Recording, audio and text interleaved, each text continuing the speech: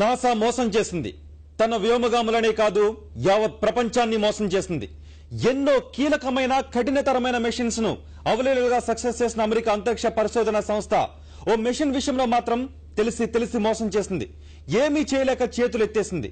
అంతేకాదు భారతదేశానికి చెందిన ఓ వ్యోమగామిని సైతం పొట్టన పెట్టుకుంది.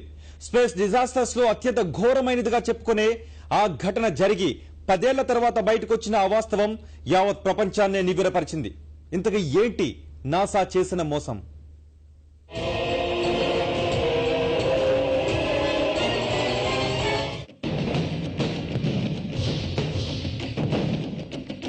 పదేళ్ల తరువాత ప్రపంచంలో అత్యంత ఘోరమైన అంతరిక్ష ప్రమాదంపై బయటకొచ్చిన వాస్తవం.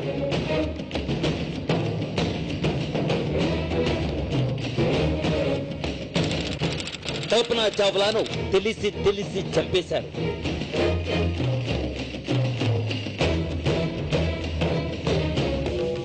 ల్యాండింగ్ కు 16 నిమిషాల ముందు కల్పన మరో 6 ఎందుకు సజీవ దహనమయ్యారు?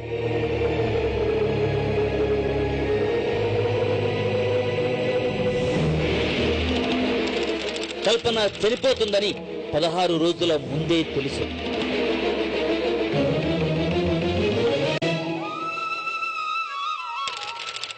కొలంబియా స్పేస్ షటిల్ ప్రమాదం ఎలా జరిగింది?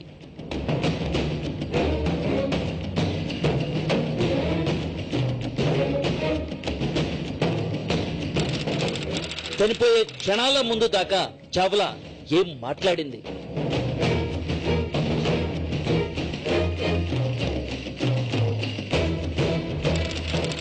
దుర్ఘటన ముందు కల్పన ప్రయాణిస్తున్న షటిల్లో ఏం జరిగింది?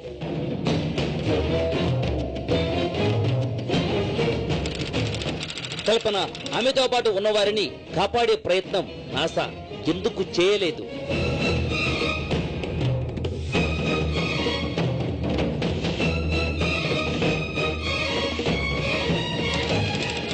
ఎందుకు తెలిసి 7 సజీవ దహనం చేశారు?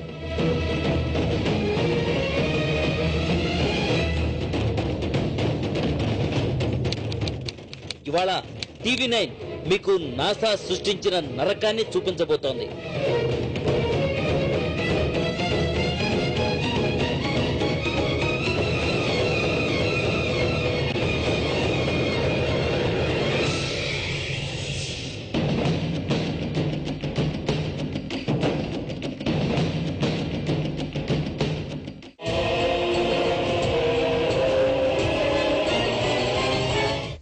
భారత సంతతి వ్యోమగామి కల్పనా చావ్లా చనిపోయిన ఇన్నేళ్ల తరువాత ఓ భయంకరమైన వాస్తవం బయటకొచ్చింది.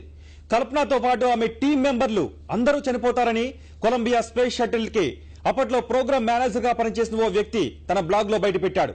కానీ ప్రమాదం జరిగిన తర్వాత వరకు ఆయన ఈ విషయాన్ని ఎవరితోనూ పంచుకోలేదు. ఎందుకు అలా జరిగింది? దీని వెనుక అసలు వాస్తవాలేంటి?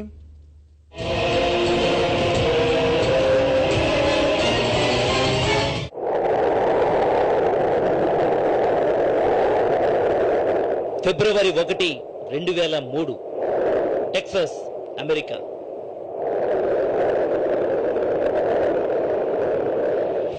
ఏ విజువల్స్ చూసి ప్రపంచమంతా నివ్వెరపోయిందో, ఏ విజువల్స్ చూసి భారత గడ్డ కన్నీరు పెట్టిందో ఆ విజువల్సే ఇవి.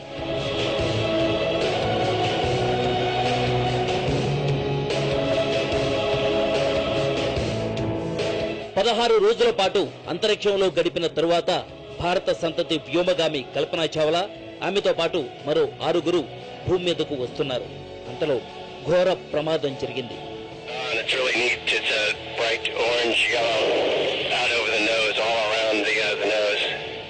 భూ వాతావరణంలోకి ప్రవేశిస్తుండగానే కొలంబియా స్పేస్ షటిల్ పేలిపోయింది.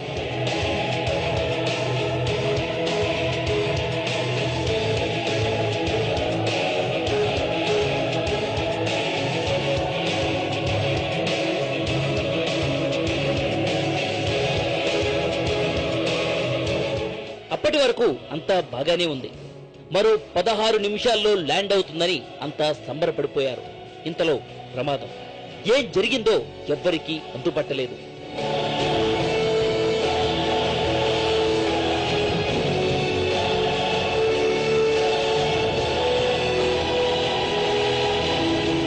కల్పన ఆమె టీంను కాపాడగలిగేవారా?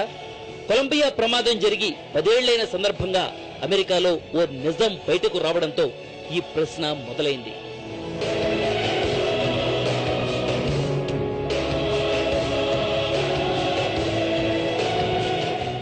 కల్పన ఆమె టీం చనిపోతారన్న విషయం నాసాకు 10 రోజుల ముందే తెలుసని, ఏ మిషన్ మీద అయితే కల్పన ఆమె టీం అంతరిక్షంలోకి వెళ్లారో అదే మిషన్ కి అప్పట్లో ప్రోగ్రామ్ మేనేజర్ గా పనిచేసిన వైన్ హేల్ తన బ్లాగ్ లో ఓ సంచలనాత్మక పోస్ట్ ఒకటి చేశారు.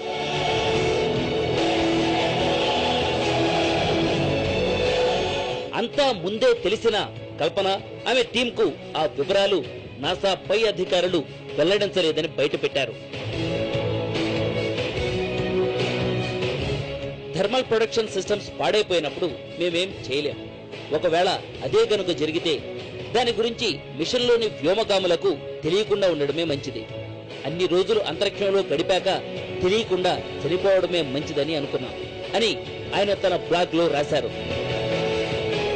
అంటే కల్పనా చావ్లా ఆమె టీం మెంబర్స్ చనిపోతారన్న విషయం నాసాకు ఖచ్చితంగా తెలుసు. కానీ వారికి మాత్రం ఆ విషయాన్ని చేరవేయలేదు. ఈ భయానక వాస్తవాలను అర్థం చేసుకోవడానికి కాస్త ఫ్లాష్ బ్యాక్ లోకి వెళ్ళాలి.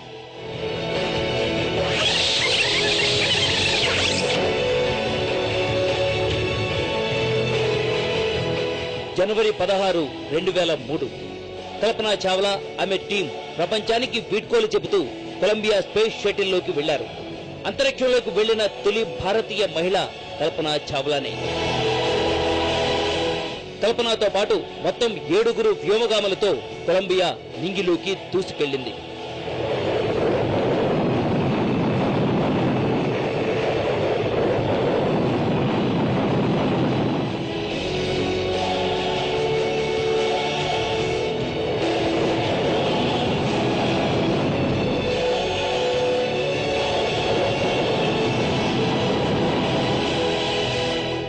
కల్పన అంతరిక్షంలోకి వెళ్ళాక తన టీంతో పొజిషన్ తీసుకున్నప్పుడు విజువల్స్ ఇవి.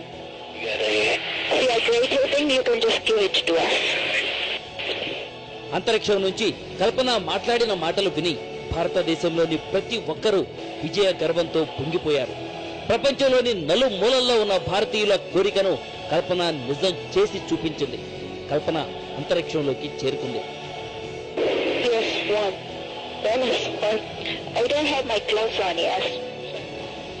కానీ టేకాఫ్ సమయంలో జరిగిన ప్రమాదమే కల్పన ఆమె టీం మెంబర్స్ కు 16 రోజుల పాటు క్షణ క్షణం నరకాన్ని చూపించింది. కొలంబియా టేకాఫ్ అవుతున్న వీడియో ఇది. టేకాఫ్ అయిన 18 సెకండ్ల తర్వాత కొలంబియా ప్రొపెల్లెంట్ ట్యాంక్ నుంచి చిన్న ముక్క విరిగిపడింది.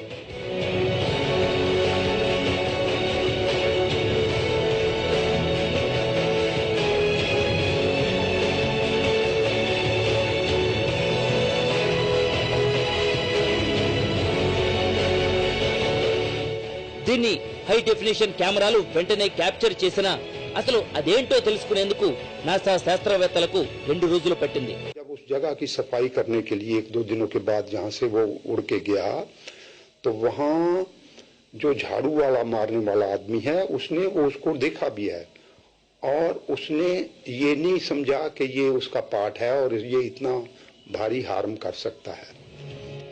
అలా ఊడిపోయిన సకలం కొలంబియాలోని ఫ్యూయల్ ట్యాంక్ సమీపంలో ఢీకొట్టింది.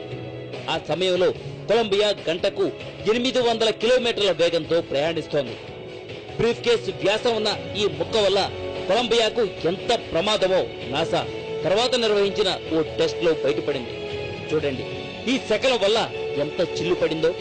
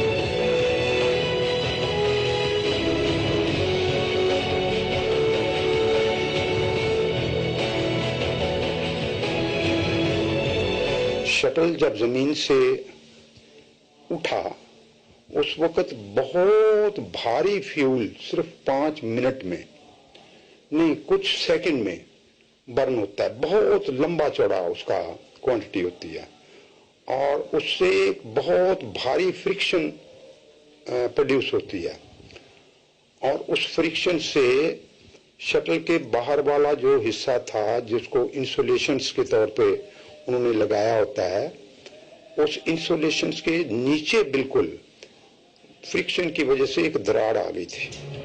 అంతరిక్షంలోని వేడిని తట్టుకునేందుకు రూపొందించిన థర్మల్ ప్రొటెక్షన్ సిస్టమ్ ను ఈ శకలం దెబ్బతీసింది. మిషన్ పూర్తి చేసుకుని కిందికి వస్తున్న సమయంలో దీని ప్రభావం కనిపించింది.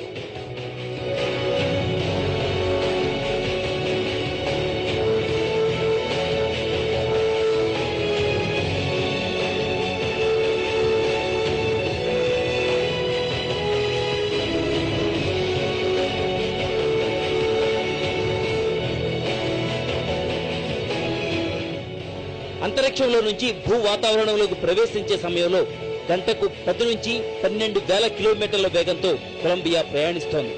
అదే సమయం అంటే ఆఖరి అరగంట ల్యాండింగ్ కు అత్యంత కీలకమైన సమయంగా భావిస్తారు.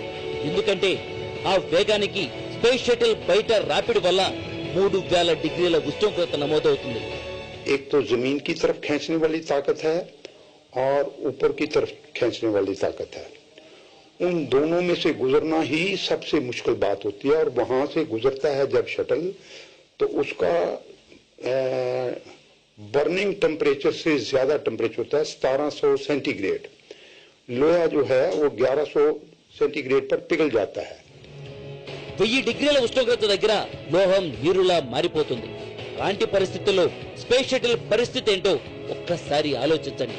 ల్యాండింగ్ కు కేవలం 16 నిమిషాల ముందే కల్పన ప్రయాణిస్తున్న షటిల్ చూస్తుండగానే తేలిపోయింది.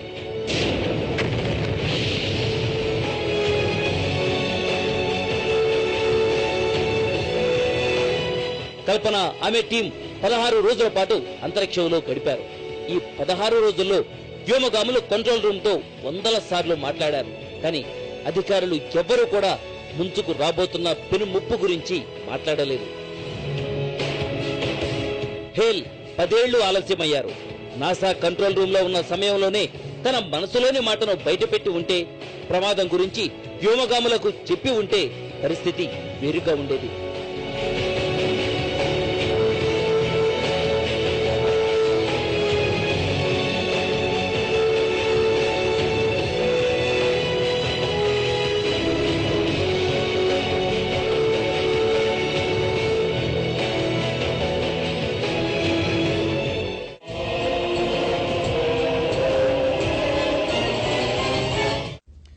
ప్రపంచాన్ని నివ్వెరపరిచిన ఈ నిజం గురించి ముందే తెలిసినా కల్పన ఆమె టీంను రక్షించేందుకు నాసా ఎందుకు ప్రయత్నించలేదో తెలియలేదు.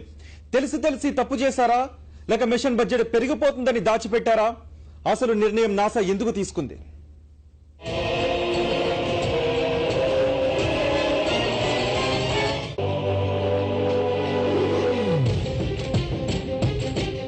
నాసా తెలిసి కల్పన చావ్లా ప్రాణాలు తీసిందా?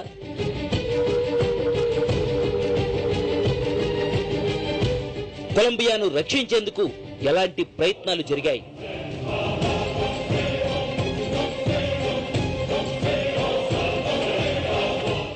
అంతరిక్షంలో తన సాటి వ్యోమగాములు గాలి బూడిదవ్వడానికి నాసా ఎందుకు నిర్ణయం తీసుకుందన్న విషయం ఇప్పుడు లక్షల కోట్ల మంది ప్రజల మధ్యలో మెదులుతున్న ప్రశ్న. फैसला अगर लिया गया था तो ये बहुत ही कठिन फैसला था, क्योंकि आपको पता है कि आप उनको रेस्क्यू नहीं कर सकते हैं और वापस भी उनको उस तरह से नहीं ला सकते जिस कंडीशन में वो लोग गए हैं। तो उस फैसले के बारे में तो हम कुछ नहीं कहना चाहेंगे, लेकिन स्पेस रेस्क्यू मिशन में हमेशा ही अगर शटल की बात करें या रॉकेट्स की बात करें, చంద్రుడి దగ్గర నుంచి అన్ని గ్రహాలను చుట్టేసిన నాసా అంతరిక్షంలో వ్యోమగాములను రక్షించలేదా? स्पेस शटल एक तरह से इस तरह का, जब ये स्पेस में चल रहा होता है तो कुछ भी इसमें खराबी आ जाए तो उसमें एक रेस्क्यू मिशन भेजना अपने आप में ही एक अलग से मिशन होता है, क्योंकि ऐसा नहीं है कि खराब हुआ और इमीडिएटली आपने एक, जैसे हम लोग एम्बुलेंस भेज देते हैं। కానీ కొలంబియాలో ఇంత పెద్ద డ్యామేజ్ జరిగినా లోపలే ఉన్న వ్యోమగాములకు ఈ సంగతి ఎందుకు తెలియజేయలేదన్నది పెద్ద ప్రశ్నగా మిగిలిపోయింది. నాసా దగ్గర ప్రపంచంలోనే అత్యంత లేటెస్ట్ టెక్నాలజీ ఉంది. కానీ థర్మల్ ప్రొడక్షన్ ప్లేట్ కు జరిగిన డ్యామేజ్ ని లోపలున్న వ్యోమగాములకు ఎందుకు చేరవేయలేకపోయారు? शटल में ऐसा कुछ नहीं है क्योंकि सारे का सारा क्रू आगे होता है और शटल में से क्या निकला क्या नहीं निकला, कुछ टूट के निकला तो पता चलना बहुत मुश्किल है. तो उनको अगर नहीं पता चला था तो उनको बिल्कुल भी आप नहीं अंदाजा लगा सकते कि बाहर छोटा सा कोई टुकड़ा टूट के गिर चुका है जिसकी वजह से आपका पूरे का पूरा मिशन खतरे में पड़ सकता है. అంతరిక్షంలోకి వెళ్లే ప్రతి స్పేస్ షటిల్ కు రోబోటిక్ ఆర్మ్ ఉంటుంది. ఏదైనా సమస్య వచ్చినప్పుడు దాన్ని వినియోగించి బయటపడతారు. అది శాటిలైట్ ని లాంచ్ చేయగలదు. కానీ థర్మల్ ప్లేట్ సమస్యను ఎందుకు నియంత్రించలేకపోయింది? हमारे लिए कहने को रोबोटिक आर्म है लेकिन वो बहुत बड़ा एक इंस्ट्रूमेंट है जिसका काम ही जो है बहुत बड़े बड़े सैटेलाइट्स को या उनको उठाकर स्पेस में भेजना होता है. तो उससे इस तरह की रिपेयर करना तो बिल्कुल ही नामुमकिन था क्योंकि इतना बड़ा रोबोटिक आर्म और सिर्फ एक छोटा सा पीस जो है आपका टूटा था उसको रिप्लेस करना वो बहुत ही मुश्किल काम था. రోబోటిక్ ఆర్మ్ తో పని జరగనప్పుడు లోపలున్న వ్యోమగాములకు సమాచారం చేరవేస్తే వాళ్లే పరిష్కారం కనుగొనే అవకాశం ఉంది. స్పేస్ స్టేషన్ మొత్తాన్ని ఆకాశంలో నిలబెట్టిన నాసా ఇలాంటి సమస్యను ఎందుకు సరిదిద్దలేకపోయింది? क्योंकि इसमें शटल की जो नोज है उसका एक विंग के साइड में एक टुकड़ा चलते हुए जब उड़ान भरी गई थी तभी टूट गया था. तो कोई भी ऐसा तरीका नहीं था कि उसको वो रिप्लेस कर पाते बाहर जाकर. तो यही इस प्रोग्राम का खत्म जब हुआ है, जब इसका इतना दुखद अंत हुआ तो वही इसका कारण बना. మంటలు అంటుకునే అవకాశం లేదు కాబట్టి ఈ పరిణామాలన్నీ తెలిసిన తరువాత స్పేస్ షటిల్ ని కొద్ది రోజుల వరకు అంతరిక్షంలోనే ఉండేలా ఏర్పాట్లు చేయవచ్చు. అక్కడి నుంచి వ్యోమగాములను వేరే షటిల్ ద్వారా కిందకు తీసుకురావచ్చు. वो पीरियड बहुत लंबा होता है. इंसान को जिंदा रहने के लिए ऑक्सीजन और ये खाना ये सब साथ में चाहिए. तो अब ये तो एक साइकोलॉजिकल या ह्यूमैनिटी वाला एंगल है कि उनको ज्यादा देर तक तड़पने के मरने दिया जाए या एकदम ही वो తీసుకురావడానికి నిర్ణయించుకున్నట్లు భారత అంతరిక్ష శాస్త్రవేత్తలు అంటున్నారు.